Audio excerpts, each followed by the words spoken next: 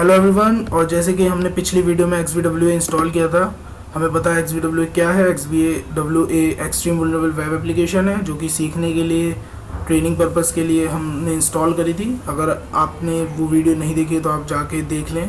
Installation XVWA का मैंने डाल रखा है चैनल पे। तो इस बार हम लोग थोड़ा सा देखते हैं XVWA क्या है और उसमें कौन कौन सी वल्नरेबिलिटीज़ हैं सीखने के लिए। तो सबसे पहले मैं XVWA की स्क्रीन पे आ जाता हूँ। तो आप देखेंगे कि लेफ़्ट साइड में यहाँ पे चार हमारे ऑप्शंस हैं, मेन्यूज़ हैं। तो होम है, ठीक है, फिर इंस्ट्रक्शंस हैं काफ़ी, आप पढ़ सकते हो इंस्ट्रक्शंस। सेटअप और रीसेट है डेटाबेस का। तो आप जब वल्नरेबिलिटी अटैक्स करते हो या फिर आप इस पर अपना ट्रेनिंग पर्पस करते हो तो आप कुछ चेंजेस कर देते हो और फिर आप उसको डिफ़ॉल्ट करना चाहते हो, वापस उन चेंजेस को वापस करना चाहते हो तो आप रीसेट कर सकते हो, ठीक है। फिर यहाँ पे अटैक्स आ गए हमारे पास, और अटैक्स हमारे पास काफ़ी हैं इसमें। तो हम आज जो करने वाले हैं वो है मिसिंग फंक्शनल एक्सेस कंट्रोल। तो आप देखेंगे कि यहाँ पे इसके बारे में एक छोटा सा समराइज़ किया हुआ है इन्होंने।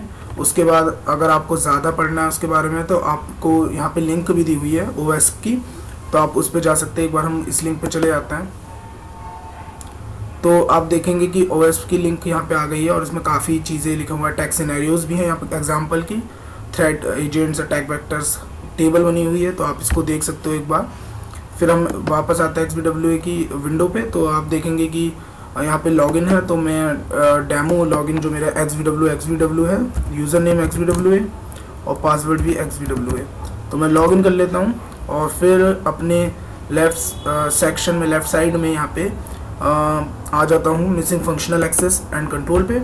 तो इसमें क्या होता है कि इसमें अगर मान लीजिए इस वल्नरेबिलिटी में क्या होता है कि अगर मान लीजिए डेवलपर ने कोई फंक्शन यूज़ किया है, ठीक है, और वो फंक्शन जो है उसका एक्सेस उसने सबको दे रखा है, यानी कि वो भूल गया कि ये जो फंक्शन है, ये जो फंक्शनैलिटी है इस फंक्शन की, वो ख़तरनाक हो सकती है अगर उसका एक्सेस किसी भी यूज़र को दे दिया जाए, ठीक है। अगर आपके पास मान लीजिए आपके पास एक आइटम है और वो आइटम आपके डेटाबेस में है और वो आइटम आपको लिस्ट में शो हो रहा है, ठीक है, तो आप फंक्शन का कौन सा यूज़ करेंगे? व्यू फंक्शन का यूज़ करेंगे। मान लीजिए अगर डेवलपर ने व्यू फंक्शन बना रखा है कोई आइटम को व्यू करने के लिए, तो हो सकता है कि उसने डिलीट फंक्शन भी बना रखा हो उस आइटम को डिलीट करने के लिए। तो क्या वो डिलीट फंक्शन किसी भी यूज़र को एक्सेस होना चाहिए? नहीं होना चाहिए, बिल्कुल भी नहीं होना चाहिए। तो ऐसा होता है कि अगर मान लीजिए वो functional level access control missing है तो ये वल्नरेबिलिटी आती है। तो एक बार हम इसको करके देख लेते हैं। तो अगर आप देखेंगे कि यहाँ पे मेरे पास आइटम कोड है, तो अगर मैं 4 आइटम कोड सिलेक्ट करता हूँ, व्यू करता हूँ, तो आप देखेंगे कि मेरे को यहाँ पे आइटम आ गया और उसके प्राइस वगैरह सब कुछ आ गया, ठीक है। ऐसे ही मैं और भी आइटम्स देख सकता हूँ।